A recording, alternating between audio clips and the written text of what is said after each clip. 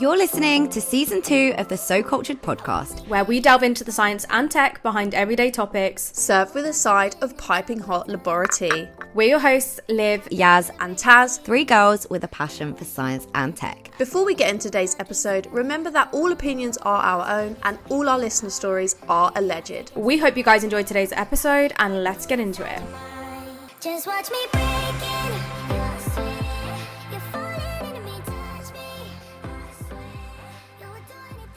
Hey, welcome back to the So Cultured podcast.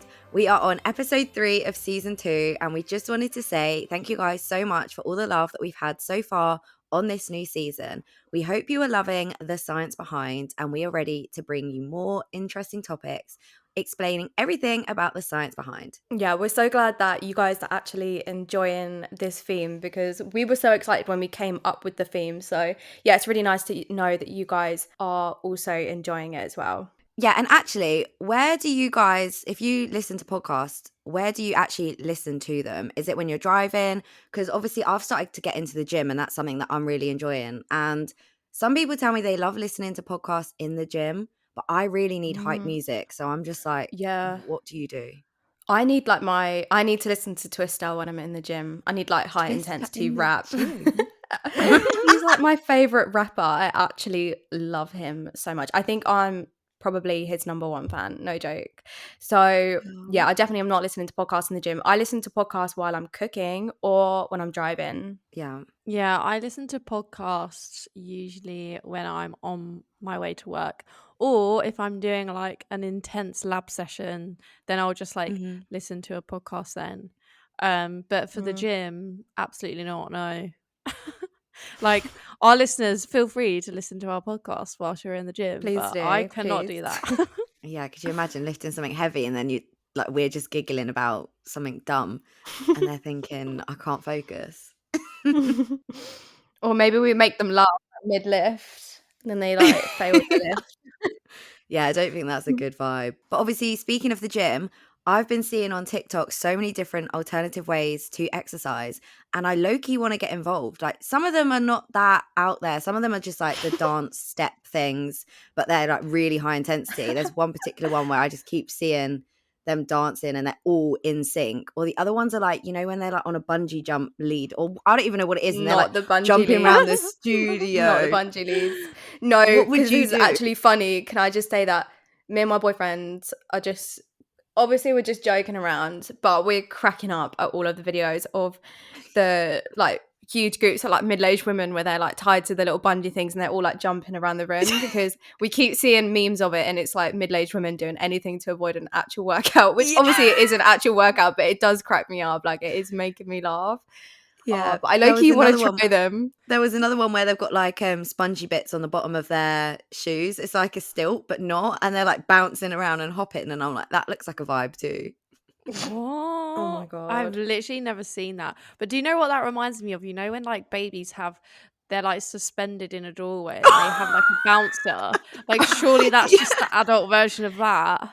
Oh my God, it actually literally is. But talking of That alternate exercises or like different kind of exercises, actually I was gonna say like I'd love to get into like jiu-jitsu or something, but like, is that alternate? Actually, maybe it's not. No, I don't honestly so. think People- like you're doing a very like alternate exercise, pole dancing. Like, Yeah, that's not a very guess. conventional one, is it? I guess. I used to do karate. well, yeah. Yeah, I got to brown belt, so I was one before black belt, and then I quit because I'm a little quitter. Ooh. And I really Don't regret raise it, no because now I can't say quitter. that I've got a black belt in karate. I've only got a brown belt. Yeah, that would have been To be cool fair- if you could claim that. Oh, sorry, Yeah. Taz. Is the brown belt not cool enough for you? No, you needed black. No, because Yeah, Taz to be miss fair, I agree. like does everything really well. Probably already has a black belt.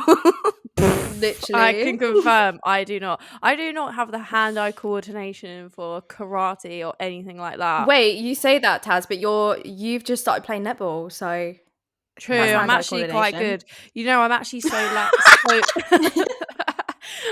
so I've got such lanky arms. I've found my position right. It's in goalkeeper, because basically if they miss Wow. the goal, then I can like immediately snatch the ball before anyone else, because my lanky You've arms got reach long before everybody arms. else.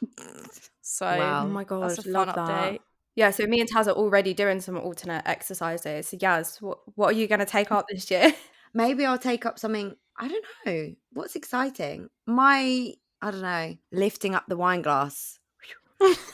That's my exercise. Bicep No, I work don't out know. there.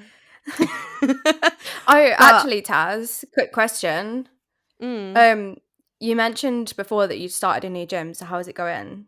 Do you like it? I've been ill quite recently, so like I've not been going that much, but it's called so for context to the listeners, I was going regularly to a class at 6:30 before work. And it was so good because the gym was like in my building and the classes were really good. So it was really convenient. But then it shut down. So I had to like find a completely new gym. And I found I would one, but it's cry. called the Glute Station. And I think Ooh. their like motto is like building Bondi's best booties or something. And I'm like, Oh hey, my god.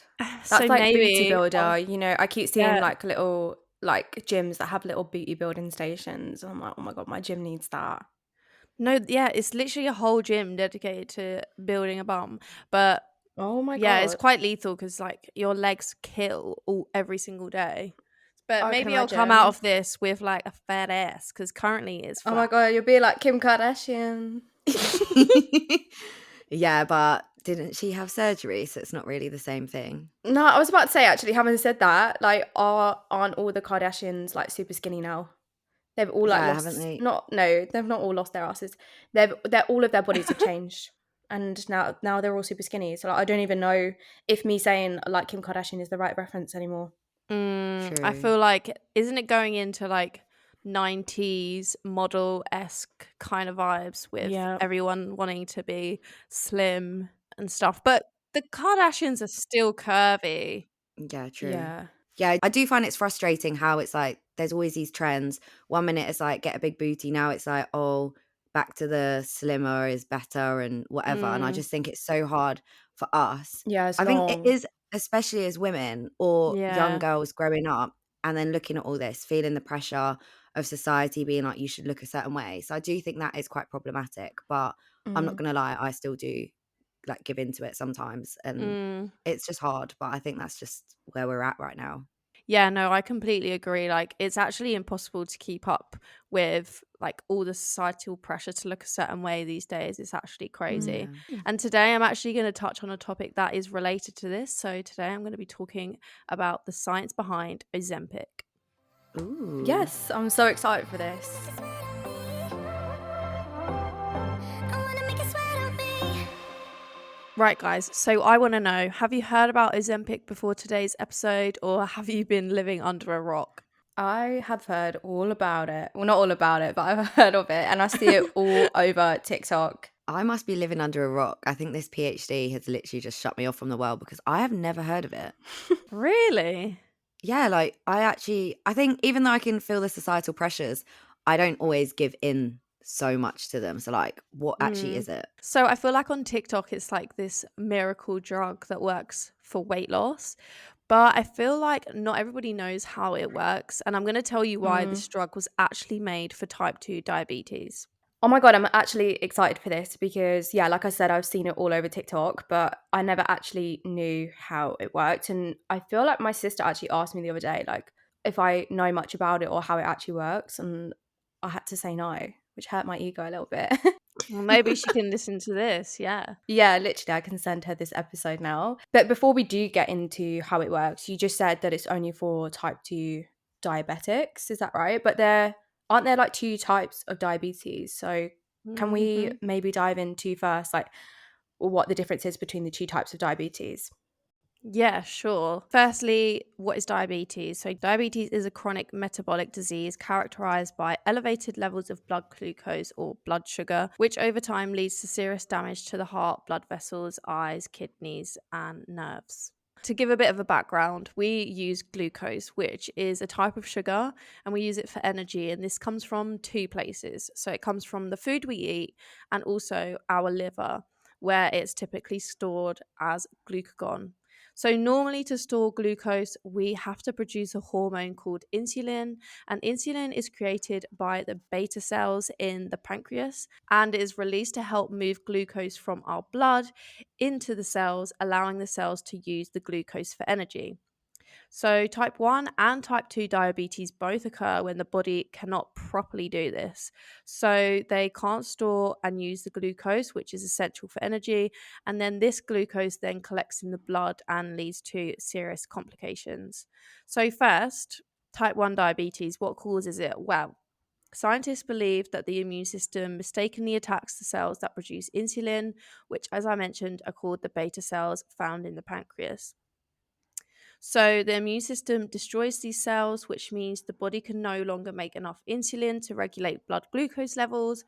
And this means that a person with type 1 diabetes will need to use supplemental insulin from when they receive the diagnosis through to the rest of their life, basically. So, type 1 diabetes is often first diagnosed when people are children or young adults, and it usually starts suddenly and it tends to worsen quickly. So, there's no way of preventing type 1 diabetes, and it's often hereditary, and it constitutes around 5 to 10% of people with diabetes. Oh, So, damn. we don't actually also know why the immune system attacks the pancreatic beta cells, but it is possible that there are certain factors. So, genetics, virus infections, foods, chemicals, and yeah, they're just not entirely sure what might cause it.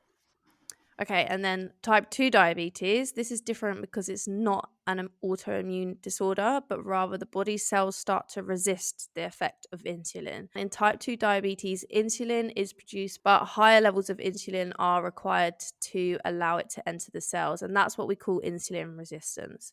So, type 2 diabetes is very different to type 1.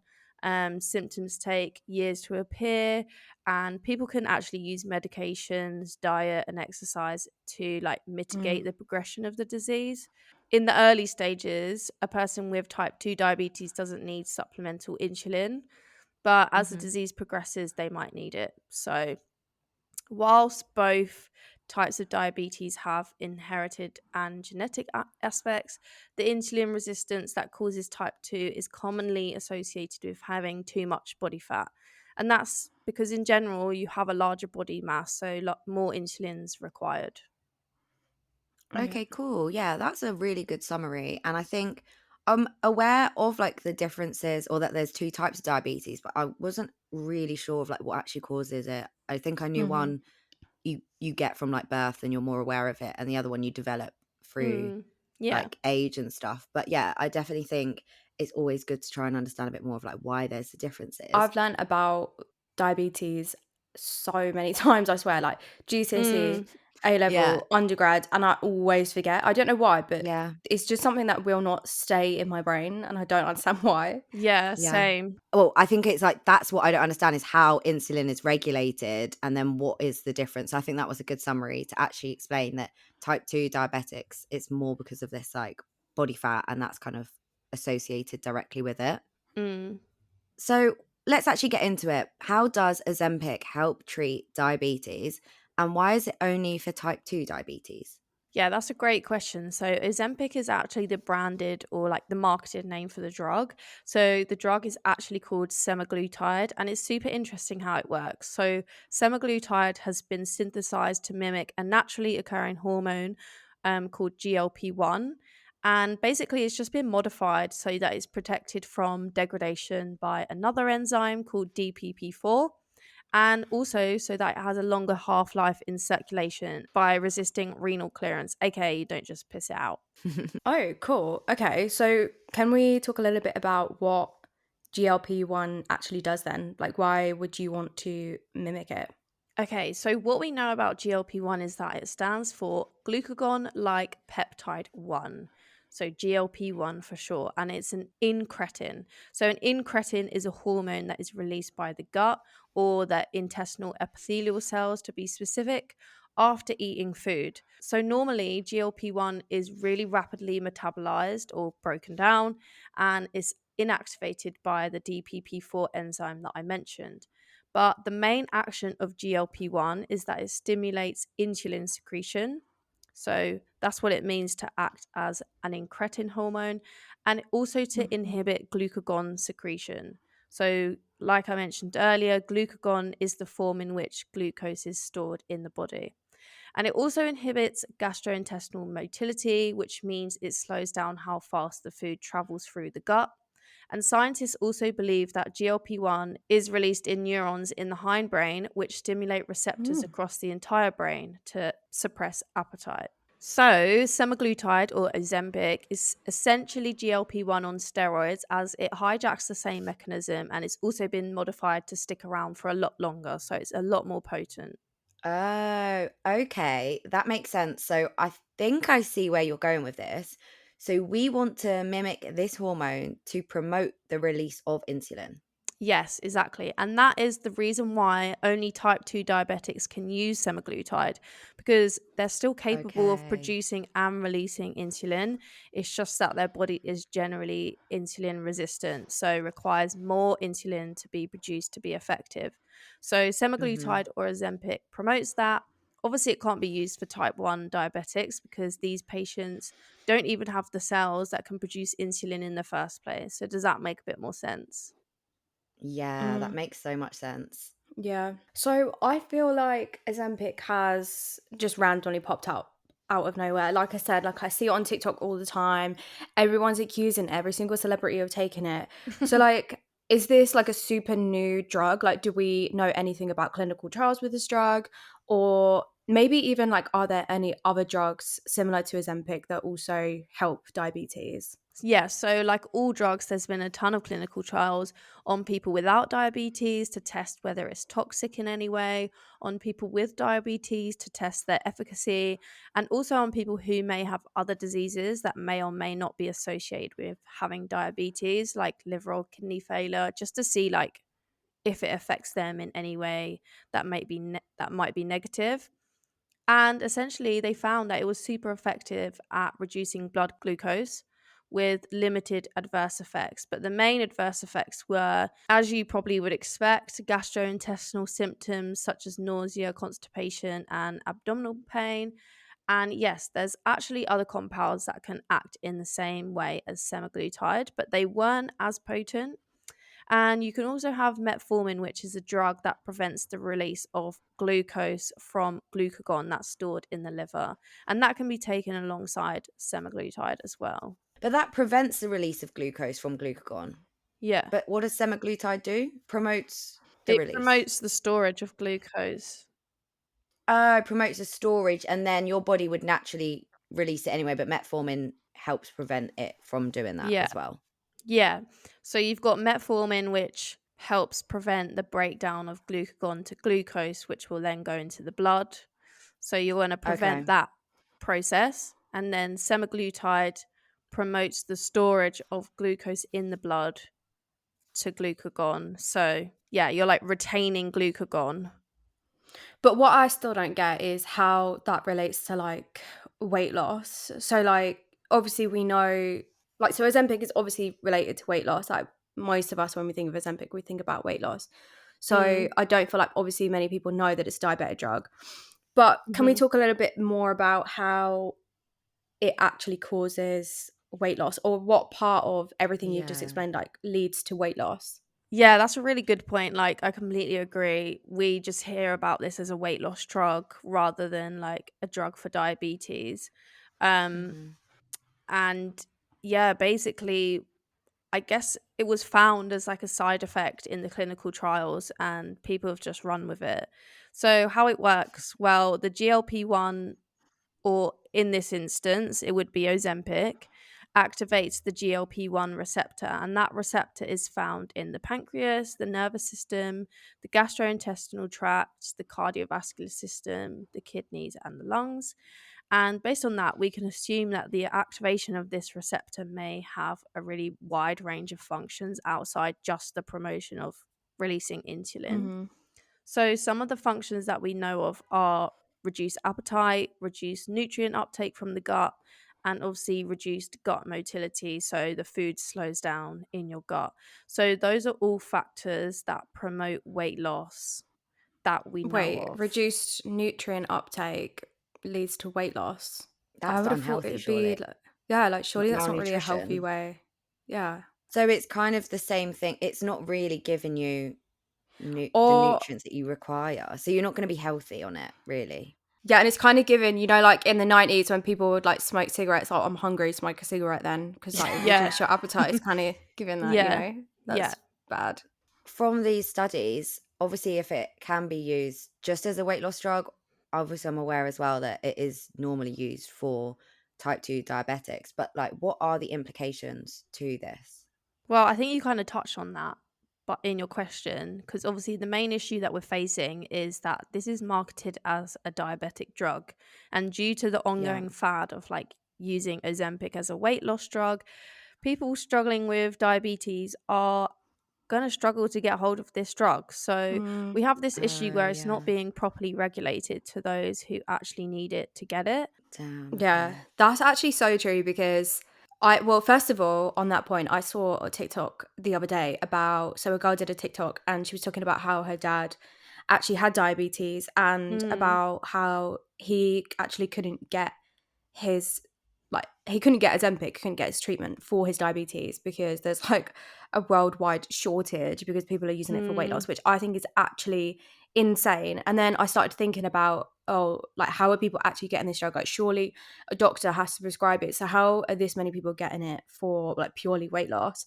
But then I actually found out sorry if you're listening to this because you're gonna know who you are, and I feel like I am sending you this episode to listen to. But one of my friends or like someone I know is actually using Ozempic, or at least has like had the offer to use Ozempic like by her PT. So her PT was like, "Do you want to use?"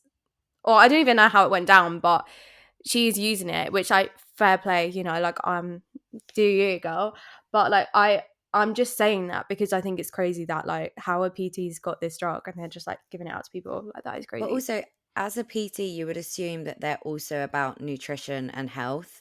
So if you're training and you're not actually obtaining the nutrients, that is not a good promotion. But this is the thing, I don't think they probably don't know that. Like it's just because they're a PT, like I don't think they actually know like the science behind this drug. Literally. Do you know what I mean? So they probably think it's good because I don't actually think there's anything wrong with using like supplements alongside your exercise and like your nutrition to supplement weight loss. Like there's actually nothing wrong with that. I think it can be a really great thing, especially for people who actually do struggle to lose weight. Really Like it can be an struggle, amazing thing.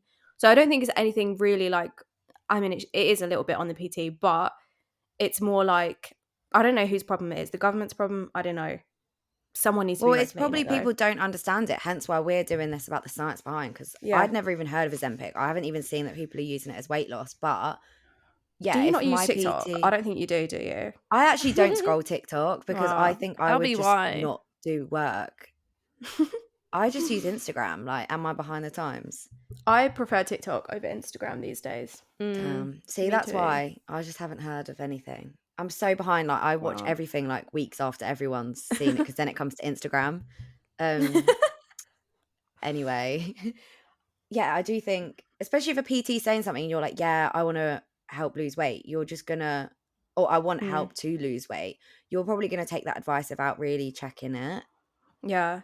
I mean, the thing is, she's not like, not dumb. She's like a very clever girl. And like, like I'm sure she has like done her research, but ultimately like most of the actual science behind all of this is very like inaccessible for people who don't have degrees or like a background in science, because like you start reading about GLP-1 and you'll be like, yeah, absolutely not. And you'll clock out. So like, I think the surface science, like it does actually seem all good, So I don't know. I'm actually curious how like the PT would have got that though, because That's what I'm saying. like in the UK you definitely need a prescription for it, and I think like for the US it's a bit different because you can find ways of like buying like drugs in the US, so maybe they like pay a premium or something, and I think like the lack of access comes down to some people like bulk buying Ozempic and then selling it at a higher price to like people that can pay for Ozempic. it. Yeah, but I don't know how someone in the UK would be able to do that. But maybe they know someone who Well, is I mean, diabetic and uses it, and they're just and like, I'm going to sell it. also there could be like corrupt doctors. Like ultimately you can probably get any drug that you True. want if you can find the right person. Like, you probably can. And like, if you're someone who's selling Ozempic illegally, who are you going to go to? You're going to go to PTs because they're like Yeah. Or directly pharmacists, working with corrupt people. pharmacists, maybe. Yeah, But exactly. what's So interesting on that topic is if people are getting it, could it be that it's not actually the brand Ozempic, that it's like being sold mm, as an Ozempic alternative, but it is just this Mm, semaglutide, and like then actually you Ozempic don't know from because Wish. yeah. Yeah, that's when it mm, becomes like dangerous. I just think like obviously we need to acknowledge that Ozempic has gone through clinical trials and is deemed to be safe, but it's clinical trials that have been aimed at effectiveness in patients with diabetes. So obviously you do Yeah, have to weigh up the pros and cons of all yeah, drugs, especially if you're taking it for what it wasn't really intended for. yeah. Like yeah, obviously this drug causes gastrointestinal upset, constipation, nausea. So if you're just using this drug to lose a few pounds, then is it really worth it? And I think personally, one of the main issues that I have with the ongoing media is one, it's being normalized to use as a drug for weight loss. But two, and this probably sounds like a bit of a contradictory point to one, but it's the idea that using a weight loss drug is just like an easy way out.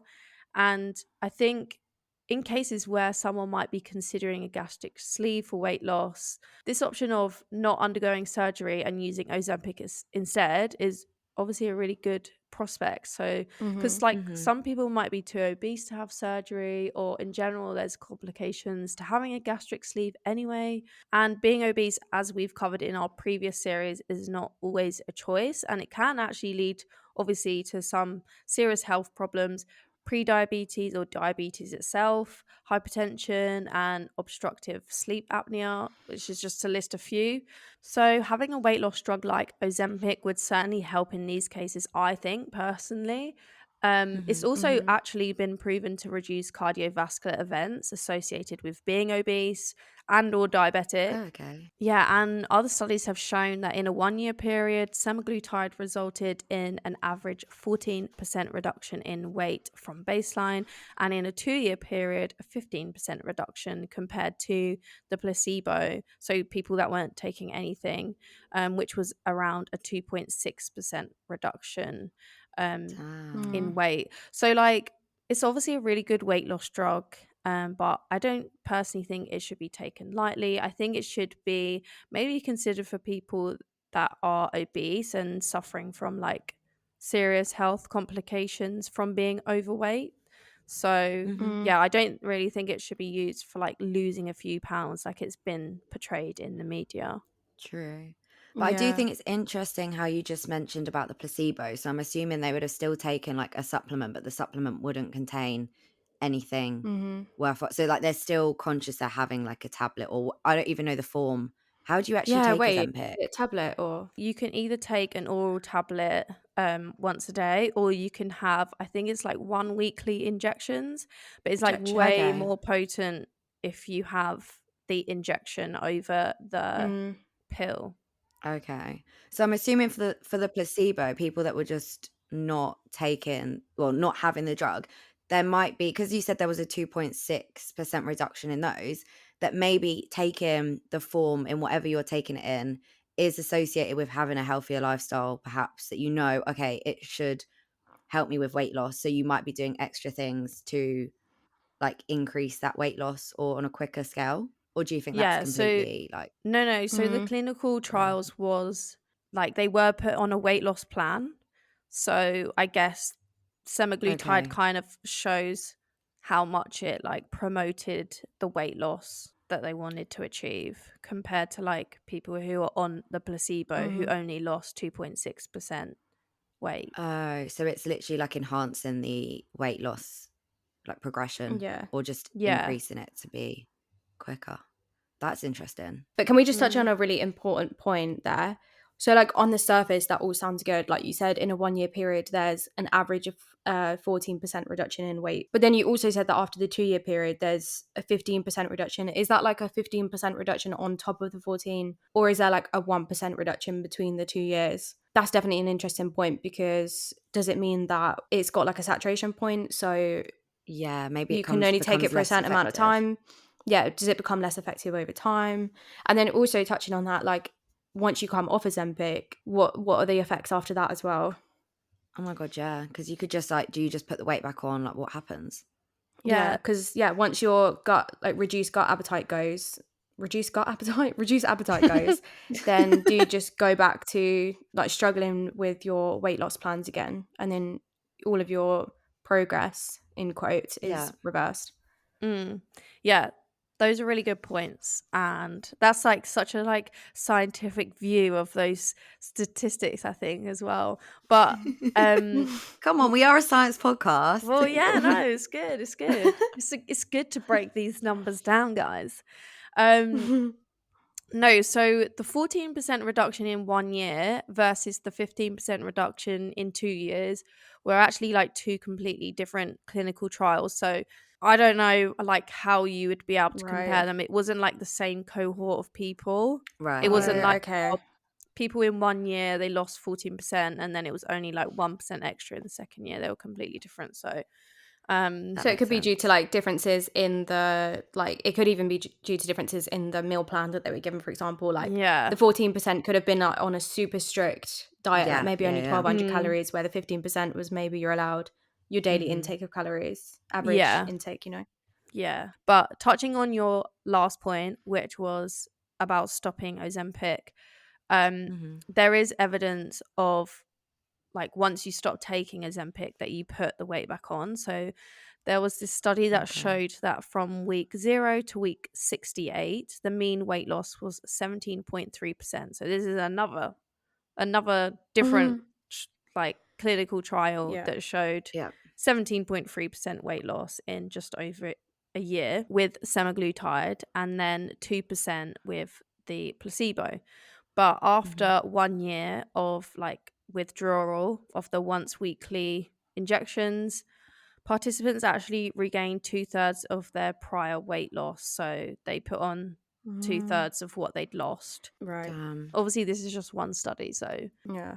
I think we have to take it with a pinch of salt. But I think to like, even if they were like taking Ozempic to get to a weight where they could have a gastric sleeve, you know, I think it would be a good option. Yeah, but then like you said earlier, like gastric sleeves are dangerous. Yeah. And like we don't actually know for sure that they're any less dangerous than taking Ozempic for a long time. So like you do say, oh yeah, you could take Ozempic for this amount of time, then have a gastric sleeve, but actually long-term effects of Ozempic might be like nil. And then why would you risk going through under anesthesia, especially if you are someone who has like a higher body weight? Going under anesthesia and all of that is like super dangerous. So yeah. I don't know. I think we definitely need to know more about the long-term effects of Ozempic when it's used purely for weight loss. Especially because taking Ozempic purely for weight loss is like a new trend. So I guess it's going to take a while for us to actually have those answers to see what the long-term effects are. And I think that's like with anything, when it's very new, like you don't know the immediate effects. Yeah, which is why I'm like, it shouldn't be taken lightly, because like if you're in a position where your weight is seriously affecting your health, you have really high risk of like a cardiovascular event or like obstructive sleep apnea, or you're even going to develop type 2 diabetes, which this drug is obviously meant to prevent, then like I think it's a really good option, but it just shouldn't be taken like willy-nilly, like, oh, I want to lose a few pounds. And like on that, for anyone who might be considering it, there is evidence that supports the fact that Ozempic might cause thyroid tumors, including like cancers. So in studies with rodents, Ozempic and medicines that work like Ozempic did cause thyroid tumors, including thyroid cancer. And it's not known if Ozempic will cause thyroid tumors or a type of thyroid cancer. So you need to like weigh up the risks, essentially. Weigh up, yeah, definitely. Thank you for that. That was so interesting, Taz. I think that was such a nice summary of like the science behind Ozempic, but equally like I had no idea, one, about Ozempic, or two, that it is intended for people with diabetes. And I think obviously we need to be cautious that people with diabetes need to be first priority of getting this drug. Yeah. So hopefully if you've definitely. listened, you can spread the word as well and let people know.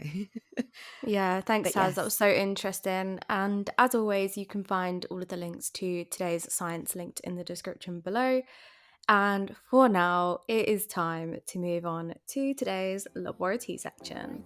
Woohoo! Woohoo. Do your dreams tonight. So give me your all. Take it tonight. I'll stick like glue inside your mind. This episode is brought to you by SciSpace. Yeah, guys, SciSpace is your one-stop destination for all things research related. Yep, it's the easiest way to find, understand, and learn any research paper. But honestly, having access to millions of papers is useless if you don't actually understand them. Which is why it is so useful that SciSpace has an AI tool that allows you to access a quick summary. Yeah, that's so true. And it's actually so easy to use. You can search for any paper or upload a PDF to the website yourself, and then simply just use the chatbot to ask it any question that you want. You can even ask it to explain the abstract in just 2 lines. My favourite thing is that you can even get it to break down mathematical equations, which I need because we all know I'm not the best at math. And you can even ask it to break down complex figures. Yeah, and when you're done, it even has an extra feature called related papers. So instead of wasting time looking for like the next relevant paper to read, SciSpace does it for you. Yeah, true. And that makes conducting literature reviews so much easier as well. Yeah, I think this is incredible and very, very helpful. So where can our listeners find SciSpace? Yeah, so all you need to do is go to typeset.io, set up an account, and get started. And does it also have a Google Chrome extension too? Yep, it does. Yeah, and SciSpace have also very kindly given you guys not 1, but 2 codes. Yeah, you can use SoCultured20 for 20% off our monthly subscription or SoCultured40 for 40% off an annual subscription. Thanks again to SciSpace for sponsoring this episode.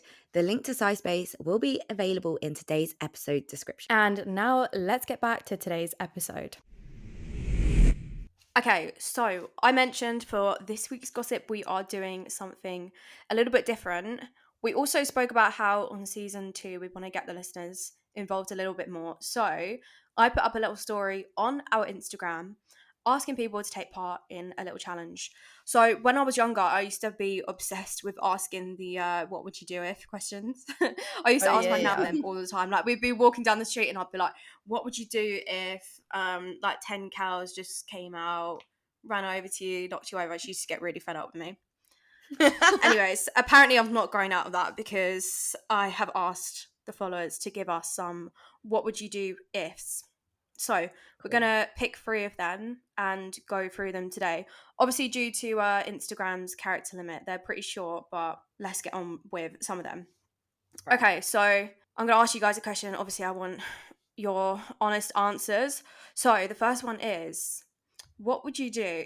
This one's a pretty crazy. Like, I feel like they just gave us some really like random ones. Okay, what would you do if your lab mate was shitting your supervisor and then was being given special treatment? Nah. So imagine you've got a best friend in the lab and they're just like being treated really well by your supervisor while he's just like always up your ass and he's always just on your case about things, and then they're just doing nothing, but you just never see him up their ass.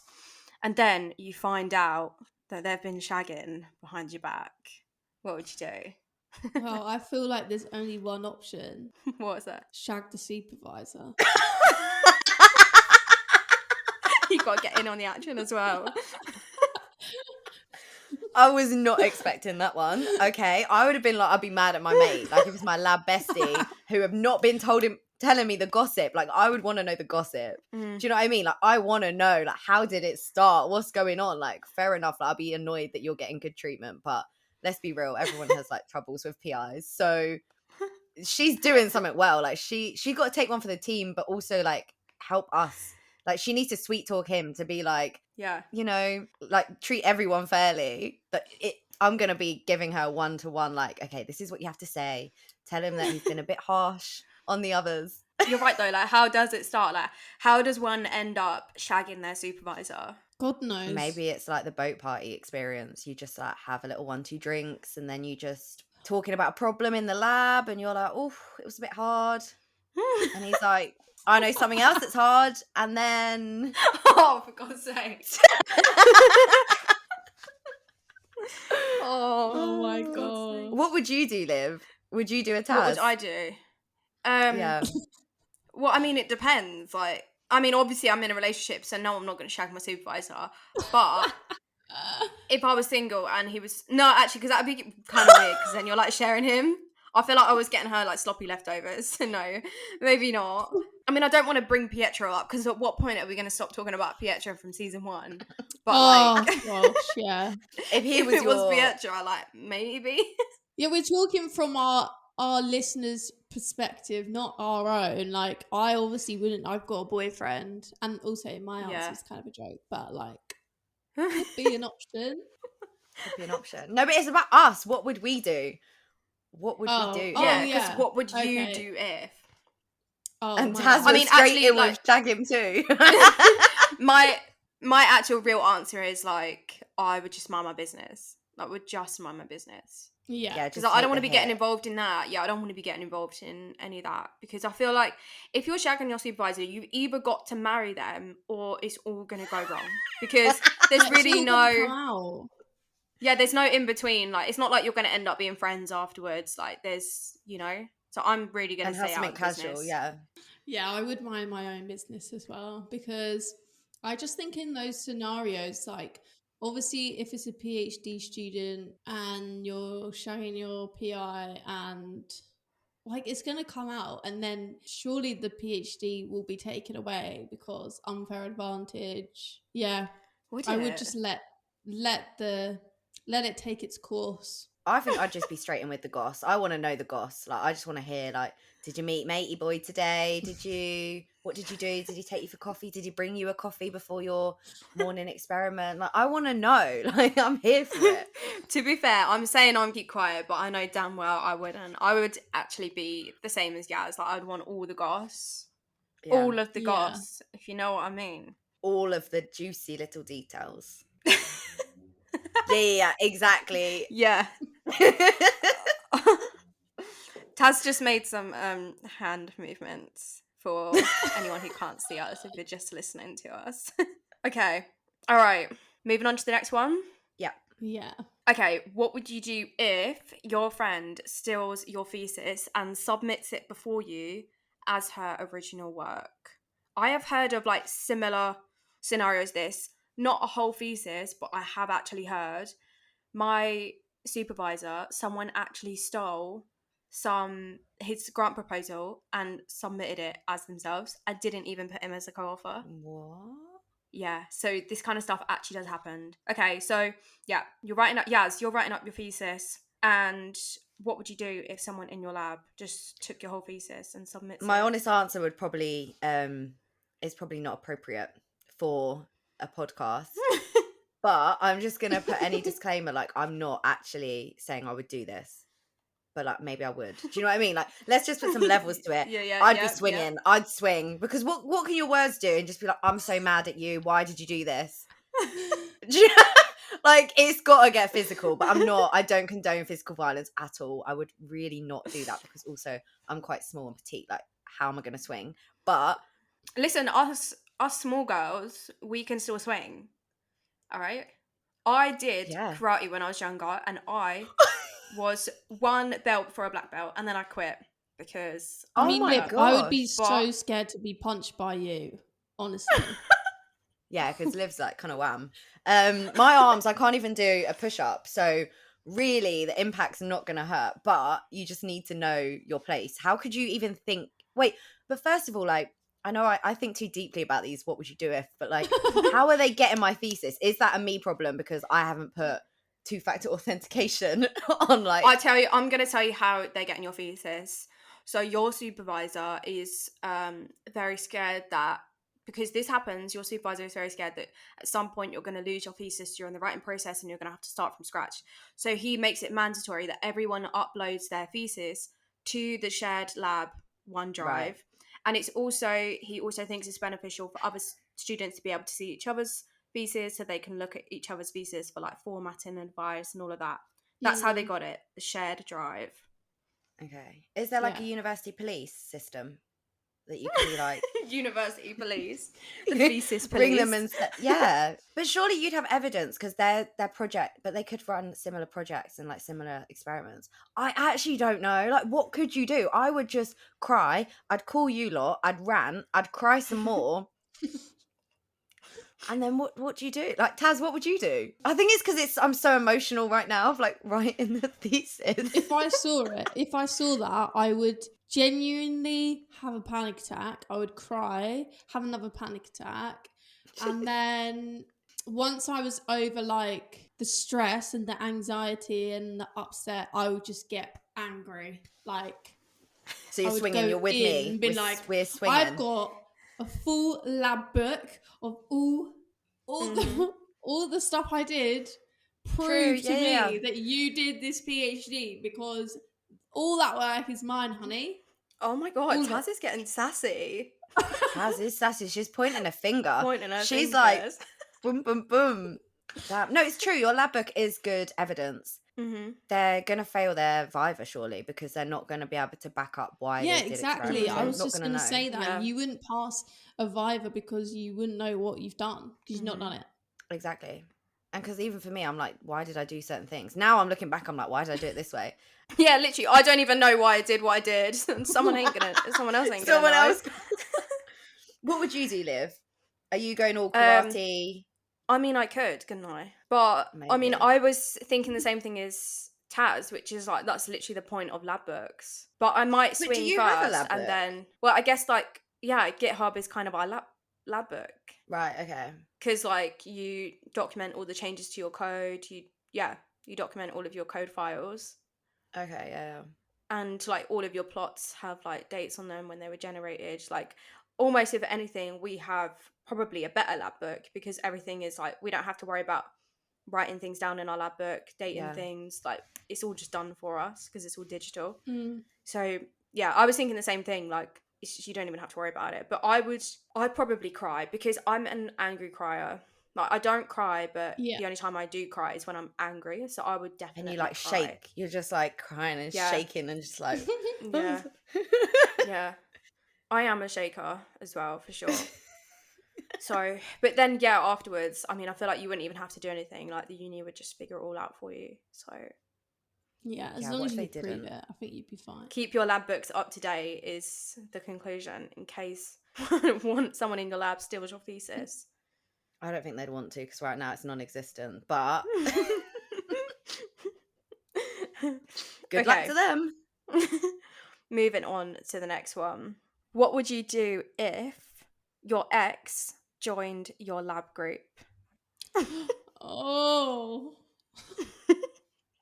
I actually don't know. Mine would be so awkward because I kind of low-key ghosted my ex. Oh my god, It's that one. The one who made a TikTok account about me.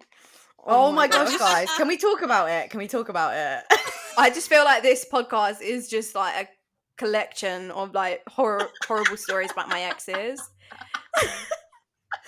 Oh my gosh. So Liv's ex made a TikTok and he posts about like the breakup and he actually has a lot of followers. No, because would someone find him?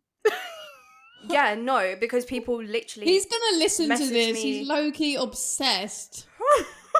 People literally message me his account, guys. Like people who follow me message me his account and being like, "Is this your ex?" Even though How in do the they videos, know? I think some people knew what he looked like, or I don't even, or they knew his name. I don't know, or maybe a combination of the both. Yeah, I'm not gonna lie. I actually was pretty savage, but like I kind of just knew it was gonna be a bit of a psycho situation, so I had to just cut it off real quick and like really cut it off. But then, yeah, he didn't take it very well. Let's put it that way. So if he joined your lab group now, like, do you need to get HR involved? Like, what was the It's actually a situation possibility be? because he was a software engineer, so like there is a possibility that he could come into this field. You know. Oh my gosh. I don't know. It would be very awkward. I mean, I would try and be quite civil because I think you'd have to be, wouldn't you? But I don't know because I'd have to address the fact that I ghosted him. So I think I'd have to apologise for ghosting him. At least you're self-aware. Although, no, because like I'm not really apologising because I think I should have. Anyway, what would you guys do? That's getting onto a whole like ex-boyfriend That's trauma. the whole thing. That's the whole thing. What would I do? Cry, call you lot. I think that's just like my go-to. Who are we talking about? Are we talking about? We can bleep Yeah. out names. Yeah. Yeah. He was pretty savage. It would be like a competition. I would have to write like 20 papers. Do you know what I Oh mean? my god, Like, 'cause maybe he that's would the be, like- motivation you need to write your thesis is let's get in the lab. Gosh. Yeah, like let me actually say this because it is kind of weird. Like, don't want to talk badly about people because he might also have listened. Nah, I doubt it. But we went on a holiday together, and holidays for me, it was like all inclusive. We went to Madeira. It was such a nice place. And I like to read my trashy novels where it's like rom-com or a really good thriller and read it in the week. It was all inclusive. So give me a cocktail at like midday, maybe even 11:30 because I'm on holiday, like whatever. Sit by the pool, enjoy. And his idea of a holiday was to write an essay. He wrote a 10,000 word essay while we were on holiday. So we would be around the pool and then I'd be like, oh, come, let's go out for the day. And he's like, you can go. And I'm like, bro, we came on this holiday together. And he's like, yeah, but this is my time, my downtime. This is the only time I've got to write this essay. Was he just doing this in his spare time? In his spare time on holiday. It wasn't even for an assignment. He wasn't even at uni. He was just He's working. just writing It was just an essay that he wanted to publish. And then he'd be like, why don't you just write these things? I'm like, I don't even enjoy writing. And then it made me feel guilty all the time because I hadn't written. So if we were in the same lab group, guys, Yeah, no. it would be It'd my be on. motivation because he It would would make be me feel on. like I've got 30 papers. Where are yours? Why don't you write in your spare time? Anyway, that's a whole thing. But maybe that's what I need. Maybe my ex should join my lab group and make me have a little. Your kick exes up the are arse. really a wide range of people. Let's put it that way. My exes are very different. Yeah, let's say Different, that. yeah. Very different. I think I like the excitement of the differences that. What excitement of writing essays on holidays. Okay, so you'd be in competition. I'd just feel extremely awkward. You'd be in competition. Yeah. So moving on to Taz, I guess. I honestly think I would just go to HR and be like, look, we had a long relationship. I don't want to work with them. Can you put them in another department or like something? Because I don't think you've got I'm the power already to do working that. there. I think they would literally tell you to piss off. Yeah. I don't like you. Like HR have like a duty of care. So if I'm like, this person is gonna bring trauma to my life if they are working with me, or I would just quit. But yeah, Just quit. Nah, I'm not letting my ex make like you quit or you. So you're gonna let the man give you trauma and lose your job. no. Yeah, My no. go-to would be go into HR.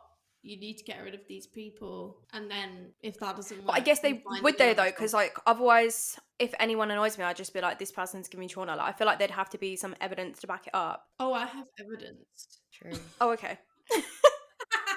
Or I Okay. think, right, the biggest thing that we're missing is like, yeah, what would you do if they've joined your lab? But they're going to know who's in that lab group. Why are they joining the lab knowing you're there? That is Well, some like. I know my ex stalkerish- would be why my ex is joining. Well, right, you're telling me if he actually joined, you wouldn't go to HR and be like, look at these TikToks that he made of me. This man cannot Good point. join this lab Good group point. because no.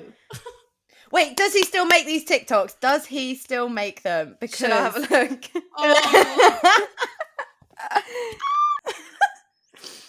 Although I'm I blocked. can't remember what his to be name fair. is. I've got him. He's got a story saying over it. When did he post that over it? What? What now? Can I just say? Let me just say for the listeners that we have been broken up for a long time, and I have been with my now boyfriend for a year and a half. So Oh my gosh. Okay, I found it, guys. This video he posted, to be fair, it was in July 2023. So okay. what, end of Oh my July. god, he's over it.